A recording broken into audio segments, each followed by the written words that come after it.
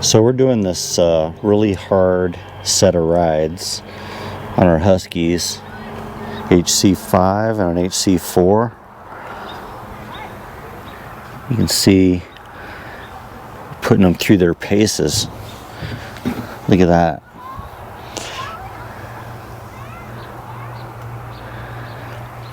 And we're just riding them. I mean, hard. Doing a little bit of maintenance in between, but not much. We're just 3 days. Well, we've done two. We're going to do two full days of riding up here in the mountains, and then we've already done another full day of riding. So 3 full days of riding on these bikes with very little maintenance. Really, just kind of adjusting different settings on the suspension. But outside of that, we've just been riding them. And they're holding up. Nothing's broken. But have a look. They're getting some use. So we'll let you know after tomorrow's ride. That'll be day 3. And then, yeah, we're going to get into some maintenance. But for now, we're just riding them. And they're just going. So we'll see how they go. So, what are my thoughts on the Husqvarna HC5 and HC4? These are good bikes. I've really enjoyed these bikes. We've had them now for, I think, over 2 years. And really, you know, I had some issues with the HC5 originally, but it was mostly just some initial setup things. The dealer sorted it all out for me, and it was basically I had a bad component on the cassette. Basically was bad, and that got replaced. That was probably the biggest thing. Outside of that, everything's been really good. It's just been, you know, like I said, a couple minor things there. HC4, no problems at all. Shoot, I've logged nearly 200 miles on these bikes. And you can see, I mean, they're dirty right now. I've got them out here. I'm getting ready to wash them down, clean them up.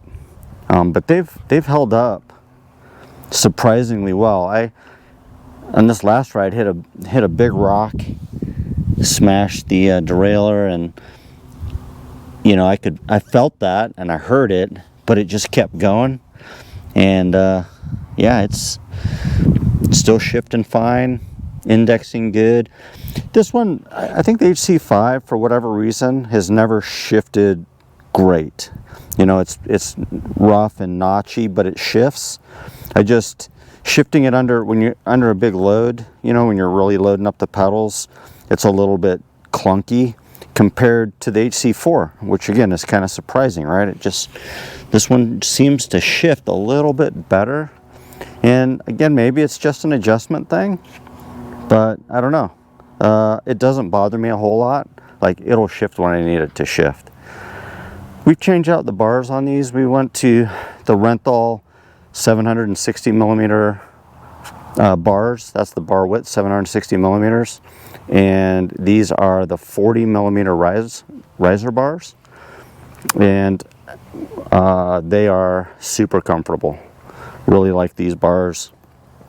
And I will probably run those on just about every bike I ever buy. The suspension's been really good.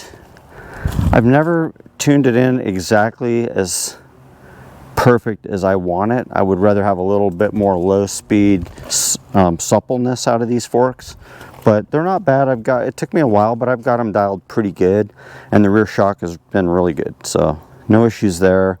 The Shimano just keeps going. Really impressed with the power on it. The brakes on these bikes are really good. I think from a maintenance perspective, we've replaced both chains on both bikes, and we've replaced the rear brake pads on the HC4, and that's it. We'll probably need to do brake pads this year all the way around, but outside of that, that's the only thing that we've had to just do, you know, regular maintenance on. Yeah, you know, the batteries and the overall distance that you get out of the batteries has been absolutely amazing. Like, we never worry about range, never. So integration with the Garmin's been really good. I really like that. Yeah, I really like these bikes. Glad we got them. No issues other than a couple minor things that I mentioned. I'm guessing you find that on a lot of e-bikes. But yeah, that's the HC4 and the HC5 Husqvarna. Great bikes. I'm going to keep riding them, and if I have any issues, I'll let you guys know.